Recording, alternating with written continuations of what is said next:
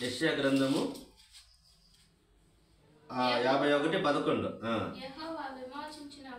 యెహోవా విమోచించిన వారు సంగీత నాదముతో సియోనుకు తిరిగి వచ్చెదరు. నిత్య సంతోషము వారి తలల మీద ఉండును. సంతోషానందము గలవారగుదురు. దుఃఖమును నిట్టూర్పును తొలగిపోను. ఇక్కడ ఏముంది ఈ మాటలో? నిత్య సంతోషం ఇస్తాడంట దేవుడు. మూడో పాయింట్ ఏమి మనకేమిస్తాడంట? నిత్యం ఉండే తండ్రి. ఎందుకంటే నిత్యుడకు తండ్రి చదివినాం కదా మనము యెషయా గ్రంథం 9:6లో. నిత్యుడకు తండ్రి, నిత్యము ఉండే దేవుడు మనకి ఏమిస్తాడంటే నిత్యమైనట్టే ఇస్తాడు. ఎప్పటికీ ఉండేటే ఇస్తాడు ఆయన. తాత్కాలికమైనట్టు ఇవ్వడు ఆయన. ఇప్పుడుండే వచ్చేప్పటికి మాట కనపడకుండా పోయేటి ఇవ్వడు ఆయన. చూడండి, నిత్య జీవం ఇస్తాడు, నిత్య కృప ఇస్తాడు. ఈరోజు నిత్య సంతోషం ఇస్తాడు, సంతోషానందం ఇస్తాడు. సంతోషం ఇస్తాడు, ఆనందం ఇస్తాడు. ఆ ఆనందం ఎప్పుడు దాకా ఉంటుందంటే తాత్కాలికం కాదు, అది ఎప్పుడు మన హృదయంలో ఉంటుంది.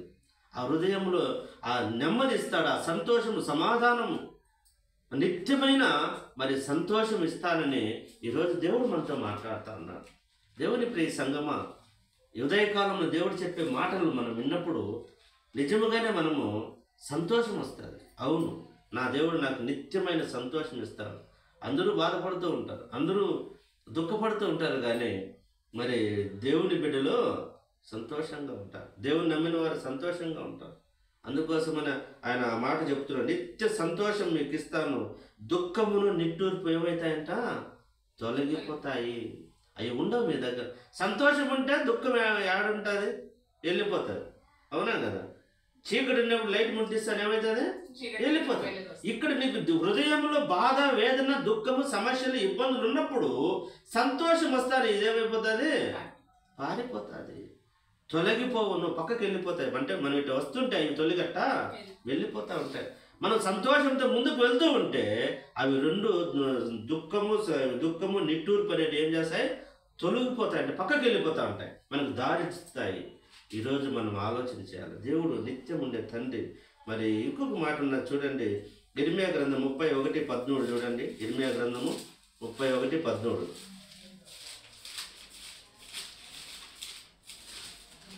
చూడండి.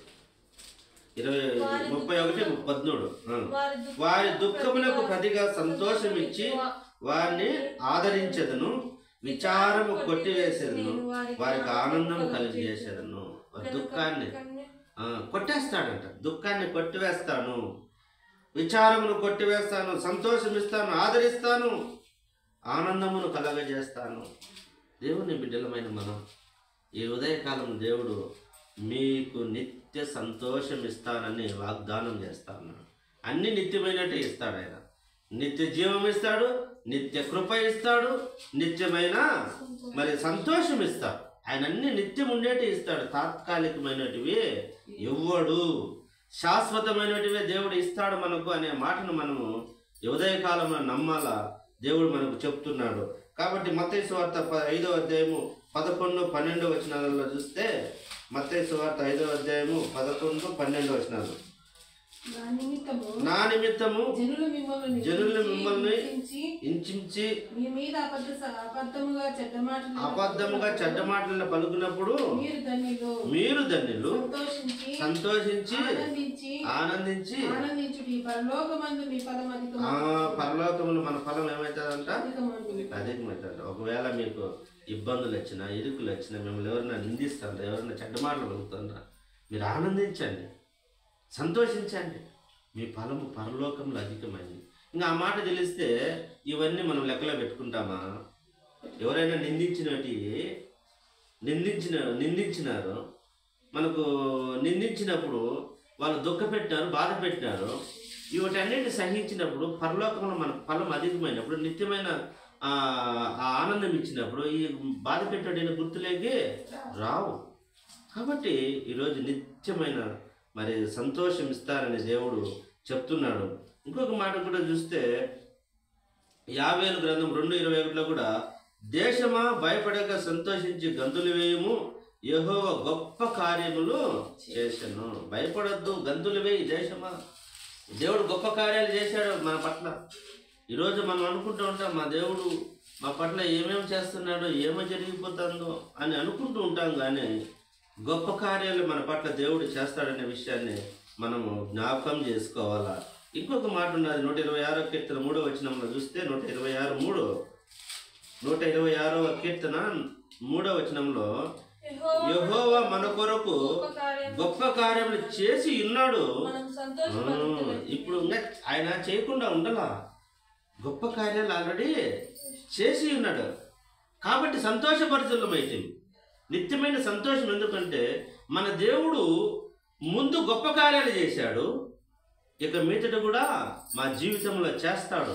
మాకు భయపడమా ఒక నిశ్చయిత, ఒక ధైర్యము, ఒక ఆనందం మన హృదయంలో ఉండాలి. మా దేవుడు చేస్తాడనే ధైర్యం, మా దేవుడు ఇస్తాడనే ధైర్యం, ఒక సంతోషం మన హృదయంలో ఉండాలా. ఆ హృదయంలో ఆ సంతోషాన్ని నింపేది కూడా దేవుడే. దేవుని బిడ్డలమైన మనము నిత్యమైన సంతోషం ఇస్తాడు. ఇంకొక మాట ఉన్నది, మరి యోహాను సువార్త 16వ అధ్యాయం 20-22 వచనాలు చూస్తే మీ దుఃఖము సంతోషమగునని అప్పుడు మీ హృదయమును సంతోషించును, మీ సంతోషమును ఎవడును మీ వద్ద నుండి తీసివేయడు. మీ సంతోషాన్ని ఎవడు మన ఇద్దరిని తీసేయలేడు.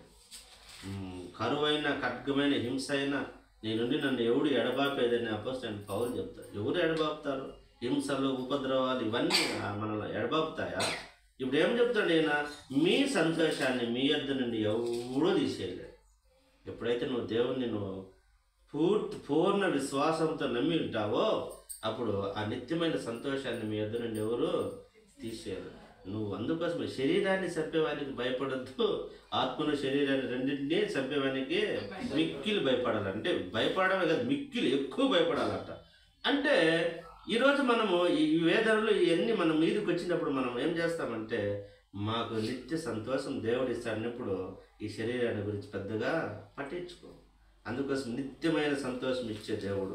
ఇంకొక విషయము, మరి 4వ విషయం మనం చూసినట్లయితే మరి యెషయా గ్రంథం 45:17 చూస్తే చూడండి,